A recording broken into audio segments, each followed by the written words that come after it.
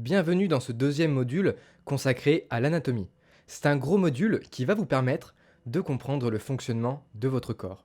Dans un premier module, on a vu les bases de la nutrition et comment l'alimentation vous permet de sculpter votre corps. Mais avant de vous donner une organisation précise selon votre objectif pour perdre du poids, gagner du poids, etc., il vous faut comprendre comment est structuré votre corps, comment il fonctionne concrètement et comment une bonne connaissance de votre anatomie va vous permettre d'atteindre n'importe quel objectif. Dans ce module, on va parler évidemment du corps humain, du métabolisme, on va voir comment se forment les graisses pour aussi comprendre comment le perdre et surtout comment maintenir notre poids sur la durée.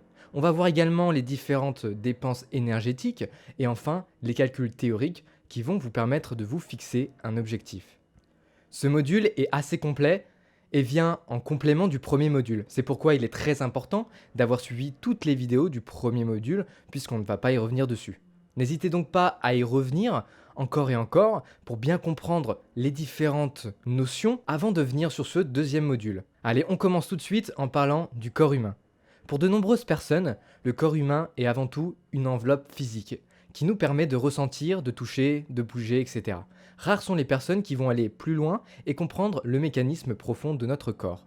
Il était important pour nous de refaire un bilan rapide des connaissances biologiques du corps humain pour savoir de quoi on parle. Il est inutile de vous parler de parties du corps si vous ne savez même pas où se situent ces dites parties du corps. Nous allons faire un point rapide sur les différents muscles et principaux os. Mais avant toute chose, j'aimerais vous dire quelque chose. Vous êtes tous uniques.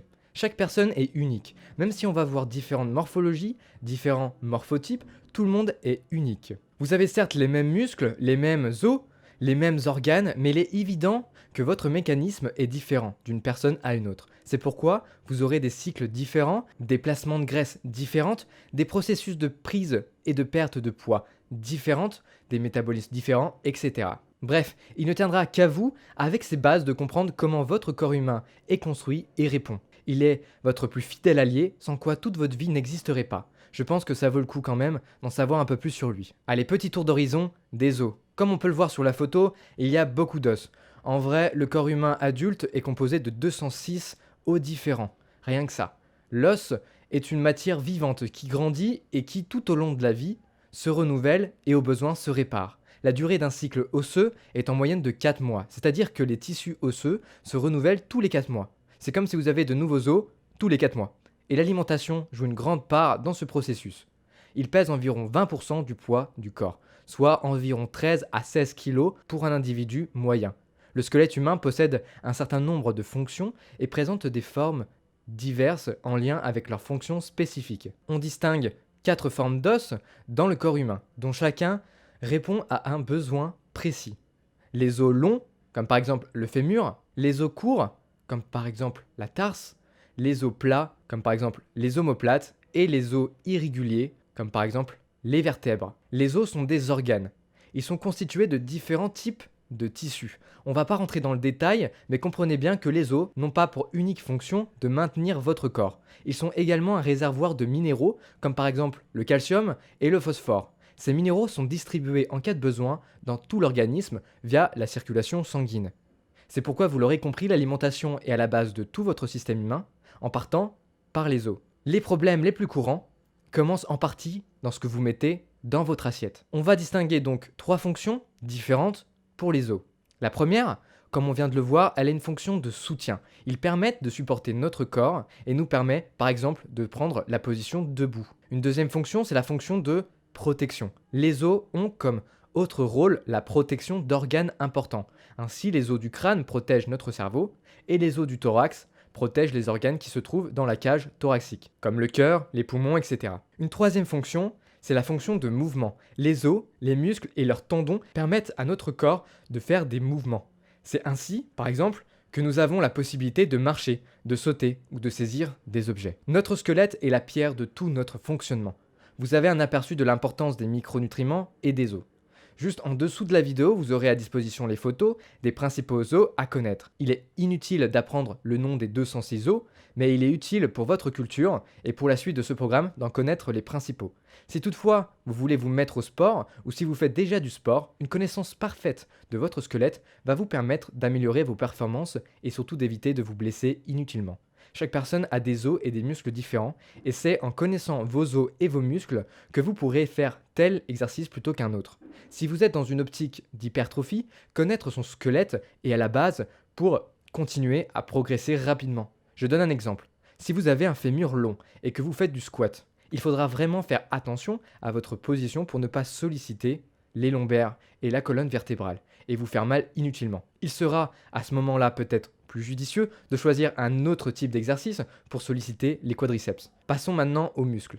Même si nos os ont des fonctions de base importantes, sans muscles, nous ne pourrons pas bouger, nous ne pourrons pas marcher, etc. Les muscles sont des tissus contractiles qui permettent la réalisation de différents gestes et notamment d'animer certaines parties du corps. On dénombre 656 muscles dans le corps humain. L'ensemble des muscles du corps représente 30 à 40% de l'ensemble du poids du corps.